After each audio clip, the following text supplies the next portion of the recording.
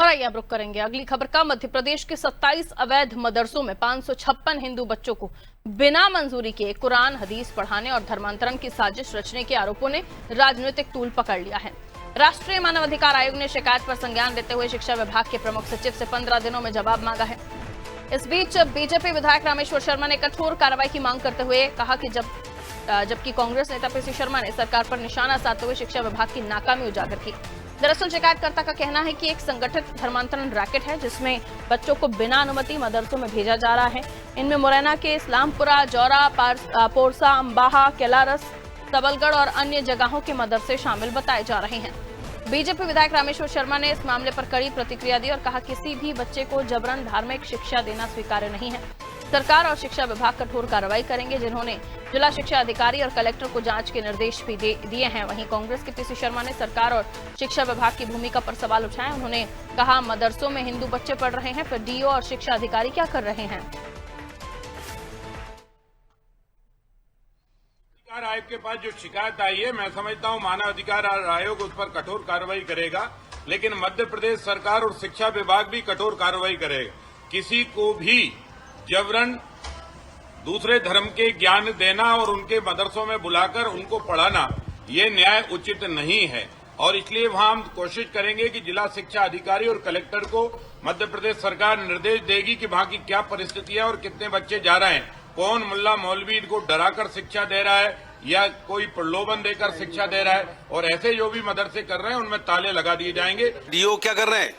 ये इतना बड़ा शिक्षा विभाग है, ये क्या कर रहा है? ये सरकार कर क्या रही है? ये पुलिस कर क्या रही है? ये केवल इवेंट मैनेजमेंट करते हैं। पीसी शर्मा ने इस मामले में सीधे तौर पर सरकार पर ही निशाना साधा। उन्होंने कहा कि शिक्षा विभाग के लोग क्या कर रहे हैं, डीओ क्या कर रहे हैं अगर इस तरह के मामला सामने आ रहे हैं। लेकिन किसी भी मदरसे में अगर गलत तरीके से हिंदुओं को हदीस और कुरान पढ़ाई जा रही है तो ऐसे में जो चिंता जताई है याचिकाकर्ता ने, उस पर मानव अधिकार आयोग ने संज्ञान ले लिया है। आपने रामेश्वर शर्मा को भी सुना, उन्होंने भी कड़ी प्रतिक्रिया दी है। आइए इस पर हम और भी ज्यादा बातचीत कर लेते हैं। दिव्या हमारे सहयोगी हमारे साथ जुड़ी हुई है। दिव्या, एक बड़ा मामला, एक बड़ा रैकेट चल रहा है धर्मांतरण का, जिसे बहुत पहले ही पकड़ में आ जाना चाहिए था, लेकिन इस पर अब किसी याचिकाकर्ता ने याचिका लगाई है तो तब जाकर ये खुलासा हुआ है।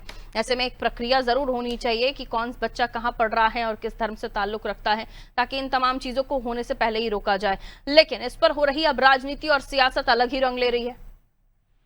जी बिल्कुल पारुल, जैसे कि जो मामला सामने आया है एक बहुत गंभीर मामला है। अभी तक जिस तरह के मामले सामने आए थे धर्मांतरण के या लव जिहाद के, इसके बाद अब जो ये मामला आया है कि बच्चों को मदरसों में भेजा जा रहा है, जो हिंदू बच्चे हैं उनको वहाँ शिक्षा दी जा रही है और कुरान और हदीस की शिक्षा दी जा रही है। तो ये वाकई में अपने गंभीर मामला है। और जब ये मामला सामने आया है तो एक बड़ा बवाल खड़ा हो गया है, जहाँ राष्ट्रीय मानव अधिकार आयोग ने इसमें संज्ञान लेते हुए जो प्रमुख सचिव शिक्षा विभाग है इनसे रिपोर्ट मांगी है, कलेक्टर और जिला शिक्षा अधिकारी है इनसे रिपोर्ट मांगी है।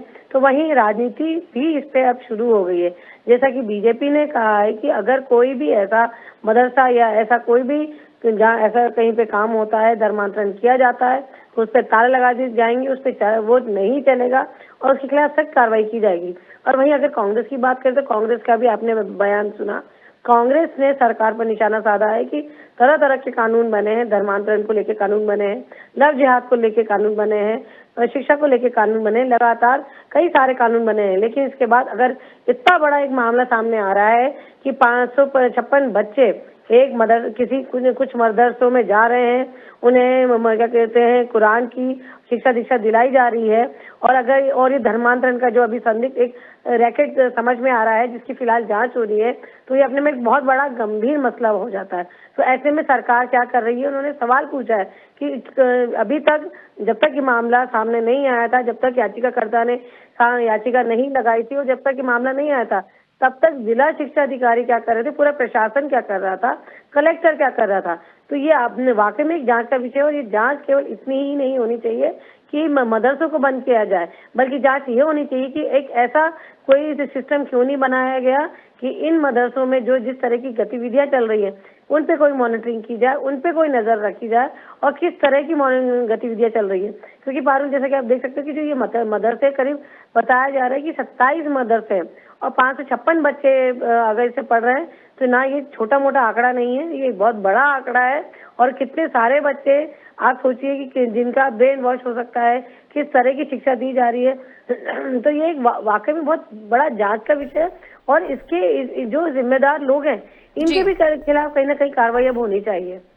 बिल्कुल, बहुत शुक्रिया दिव्या। तो इस पर जांच की बात कही जा रही है, कार्रवाई की बात कही जा रही है। आप देखिए 27 ऐसे मदरसे जो अलग अलग जगहों में हैं और ये इस तरह से धर्मांतरण का काम कर रहे थे और यहाँ पर जो बच्चे पढ़ने आ रहे थे 556 इन 27 मदरसों में बच्चे पढ़ रहे थे जो हिंदू धर्म से हैं और इन्हें कुरान और हदीस पढ़ाई जा रही थी, जिस पर अब राजनीति शुरू हो गई है। पीसी शर्मा ने खुद कहा शिक्षा विभाग क्या कर रहा था, डीओ क्या कर रहा था अगर इस तरह का मामला मध्य प्रदेश में हो रहा है। ये जो मदरसे हैं मुरैना के इस्लामपुरा में है, जौरा, पौरसा, अम्बाहा, कैलारस, हबलगढ़, कुल मिलाकर 27 मदरसे हैं जिन पर अब जो कार्रवाई की तलवार है वो लटक रही है।